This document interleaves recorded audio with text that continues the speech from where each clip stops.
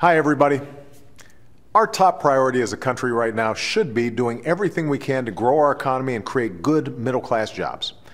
And yet, less than 1 week from now, Congress is poised to allow a series of arbitrary, automatic budget cuts that will do the exact opposite.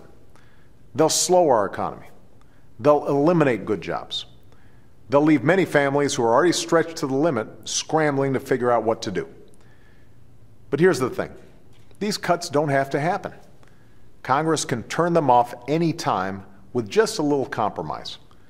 They can pass a balanced plan for deficit reduction. They can cut spending in a smart way and close wasteful tax loopholes for the well-off and well-connected. Unfortunately, it appears that Republicans in Congress have decided that instead of compromising, instead of asking anything of the wealthiest Americans, they'd rather let these cuts fall squarely on the middle class. And here's what that choice means. Once these cuts take effect, thousands of teachers and educators will be laid off, and tens of thousands of parents will have to scramble to find childcare for their kids. Air traffic controllers and airport security will see cutbacks, causing delays across the country. Even President Bush's director of the National Institutes of Health says these cuts will set back medical science for a generation. Already, the threat of these cuts has forced the Navy to delay the deployment of an aircraft carrier to the Persian Gulf, affecting our ability to respond to threats in an unstable part of the world. And just this week, the Pentagon announced that if these cuts go through, almost 800,000 defense employees, the equivalent of every person in Miami and Cleveland combined, will be forced to take an unpaid leave. That's what this choice means.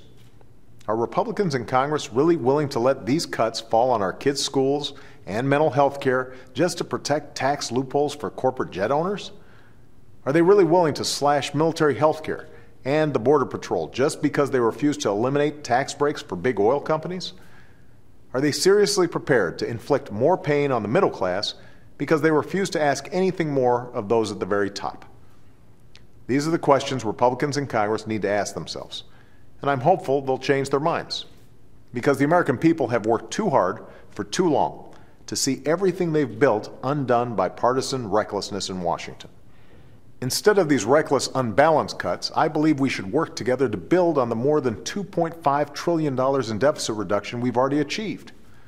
We should do it in a balanced way, with smart spending cuts, entitlement reform, and tax reform. That's my plan. It's got tough cuts, tough reforms, and asks more of the wealthiest Americans. It's on the White House website for everybody to see, and it requires Democrats and Republicans to meet halfway to resolve the problem. That's what the American people expect, and that's what you deserve.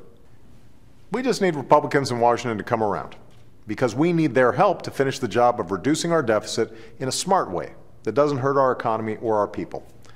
After all, as we learned in the 1990s, nothing shrinks the deficit faster than a growing economy that creates good middle-class jobs. That has to be our driving focus. That has to be our North Star.